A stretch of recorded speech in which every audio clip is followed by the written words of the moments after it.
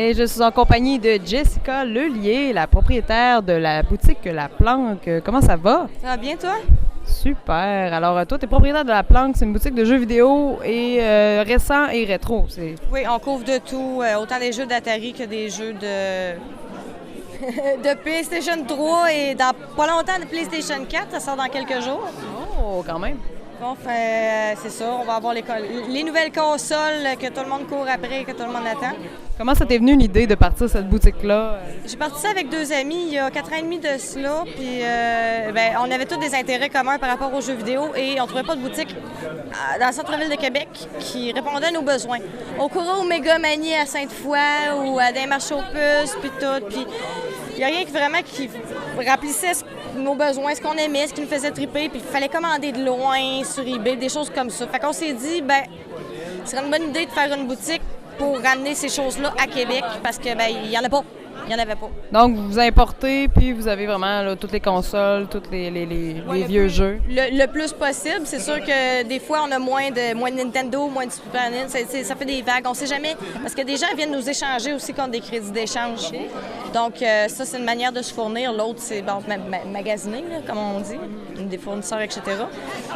Mais en tant que tel, c'est ça, ça varie d'une journée à l'autre. Le stock est complètement différent.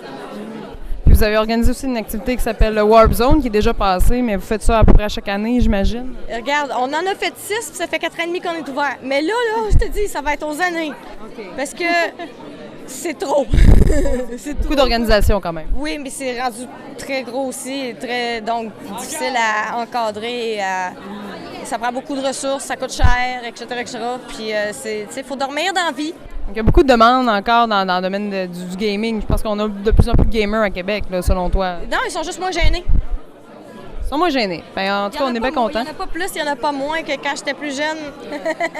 Tout ce qui sort de l'ombre. Ils sortent de l'ombre, puis de leur salon, puis on défait les tabous le plus fortement possible, à grands coups de Warp Zone, puis à grands coups d'activités de genre, puis de participation, comme aujourd'hui. On voit qu'il y a eu toutes sortes de gens aussi, de tous les âges. Vous avez des consoles sur place, là, les gens peuvent essayer des jeux rétro là, live puis en profiter. Oui, c'est des FC Twin, ça joue des jeux Nintendo, Super Nintendo. J'ai mis des jeux japonais aussi pour montrer aux gens que les jeux japonais à Super Nintendo, ils fit dans les Super Nintendo. Wow. C'est juste une petite pin à casser dans la machine, ça brise rien. Puis les jeux en japonais, à moins que ce soit un RPG, là, puis ou que tu comprennes le japonais. Jouer à Mario Kart, même si c'est en japonais, c'est pas grave. Ça coûte de 10 à 15 $ moins cher que les versions américaines. Donc, les gens de average, si on veut, vont en acheter quand même. Ah ouais. Fait que c'est pour démontrer ça en même temps. Donc, vous êtes situé au 249 Saint-Vallier-Est, c'est en arrière de la fabrique, proche de Binox, du scanner du Joe Smoke Meat et Feu Delirium. Au cœur du Carrefour Geek. Je te remercie beaucoup, Jessica. C'est moi qui te remercie. Bonne journée.